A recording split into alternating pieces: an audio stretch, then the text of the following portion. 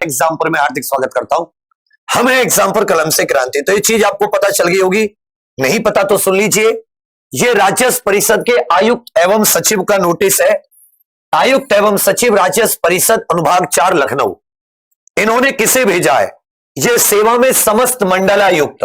अब सभी जानते हैं, जब हम ग्रामीण परिवेश पढ़ते तो हमने क्या कहा कि राजस्व के मकसद से पूरे अपने राज्य को मंडल में बांटा है और मंडल को किस में बांटा है? जिले में बांटा है।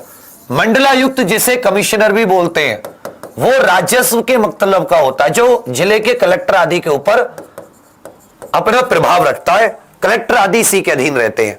तो ये 28 अक्टूबर का इसमें जो लेखपाल के रिक्त पद हैं, मतलब 7,882 के करीब जो थे, 2017-18, 18-19, 19-20 3 साल से जो वैकेंसी नहीं आई थी, उन सबको यह अधियाचन मांगा है कि कैसे कैसे पद कितने खाली हैं, किसके खाली हैं, श्रेणीवार में जनरल के कितने, ओबीसी के कितने हैं, और क्या नाम है इसका, SC ST के कितने हैं, 4% विकलांगों के लिए भी इसमें है। तो वो सारी की सारी चीजें ये मंडलवार होते हैं पद के, किस मंडल में कितने खाली हैं, तो सब कुछ इसमें आपका मांगा गया है। और ये कब तक मांगा गया है?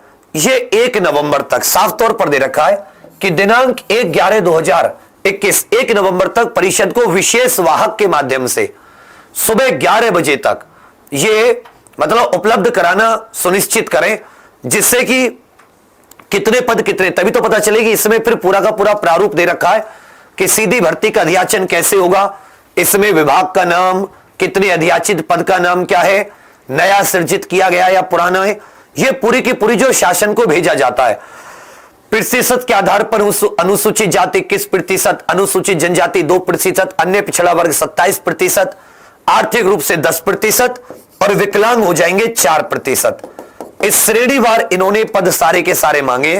पूरी की पूरी जानकारी इसमें ये मंडलायुक्तों से मांगी गई, इससे मांगी गई है जो कमिश्नर होते हैं, क्योंकि लेखपाल के पद किससे होते हैं? कमिश्नर से होते हैं। अब ये क्या करेंगे, यहां पर ये पूरी की पूरी कितने में कितना, आर्थिक रूप से 2017-18 में कितने पद खाली है, 18-19 में कितने हैं, 19-20 में कितने हैं। तो कहने का अर्थ क्या है कि प्रक्रिया आगे बढ़ा दी गई है जो अपने बोर्ड की तरफ से है, क्योंकि बोर्ड का तो पीईटी का एग्जाम लेने का काम था। इसमें पेपर का भी है कि क्या क्या पेपर आपका होना चाहिए, लिखित परीक्षा कैसी होनी चाहिए, और इसमें अपना जो UPSSC आयोग है उसको भी मुख्य सहभागी बनाया गया है। इसमें आप देखोगे तो यहां पे लिखा होगा आपका, इधर लिखा होगा आपके कि इसको जो अपना UPSSC आयोग है उसके पास भी भेजा गया है सूचना कि UPSSC पैट का पेपर किसने लिया? आयोग ने लिया।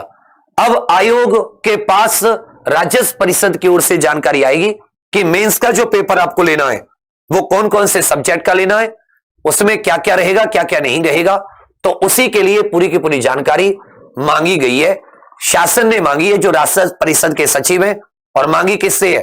ये मांगी है जो मंडलायुक्त होते हैं। यहां पे आप देखोगे तो लिखा हुआ है कि चयन का आधार क्या होगा? केवल साक्षात्कार, केवल लिखित परीक्षा, लिखित या साक्षात्कार, जो भी इसमें होता है उस आधार पर।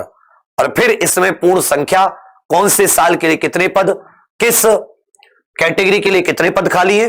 तो नोटिस है तो थोड़ा सा तैयार रहिएगा अपनी चीजों के लिए। किसी भी दिन ये दीपावली के बाद में जारी हो सकती है कितने पद हैं, और इस दिन से इस दिन तक आपके एग्जाम, मतलब इस दिन से इस दिन तक फॉर्म भरे जाएंगे, और कितने परसेंटाइल बच्चे। अभी ये तो नहीं कह सकते कि कौन सेफ है कौन नहीं है, क्योंकि भविष्यवाणी तो नहीं कर सकते, लेकिन अगर आपके अच्छे मार्क्स हैं तो मेंस में तो आपको बिठाया जाएगा। अब आपको और अच्छे मार्क्स लेकर आने हैं, क्योंकि 7,000, 2 लाख, 1 लाख को भी बुलाया गया तो 7,000, 8,000 पद कुछ भी नहीं होते, उसका बहुत कम प्रतिशत होते हैं। तो उतना प्रतिशत में आपको रहना है। बाकी आपके नंबर देख के बहुत सारे बच्चों के अच्छे नंबर हैं, कुछ के ही खराब नंबर है। तो मतलब परेशान मत होइए, जैसे ही पूरी नोटिफिकेशन आता है तभी जाके चीजें क्लियर हो पाएंगी। तब तक सारी की सारी बातें जो है वो एकदम एक तरीके से कह सकते हो काल्पनिक या मतलब अनुमान पर आधारित है। काल्पनिक भी नहीं कहो तो अनुमान पर आधारित, और अनुमान ठीक भी होते हैं गलत भी होते हैं। बाकी ये नोटिस में आपको दिखा रहा था कि भर्ती प्रक्रिया की नोटिस शुरू हो चुकी है। ये समस्त मंडलायुक्तों को आयुक्त एवं सचिव राजस्व परिषद उत्तर प्रदेश की ओर से भेजा गया है। और कब भेजा गया? दिनांक 28 अक्टूबर। पूरी की जानकारी पिछले 3-4 वर्षों में हर वर्ष अलग अलग पद होते हैं, तो किस वर्ष के लिए 2017-18 के लिए कितने खाली हैं, 18-19 के लिए कितने खाली हैं, 2019-20 के लिए, और यह भी श्रेणीवार रिक्त पदों की बात है।